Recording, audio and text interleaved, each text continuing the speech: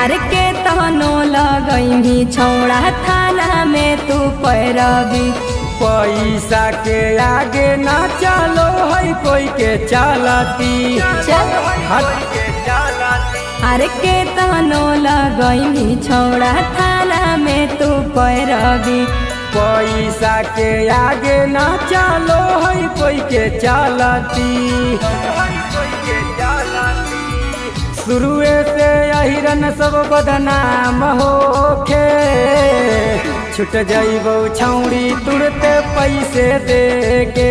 हे गे सगरो है न मामा नहीं बदनाम होके छुट जाइबो छौड़ी तुरते पैसे दे के।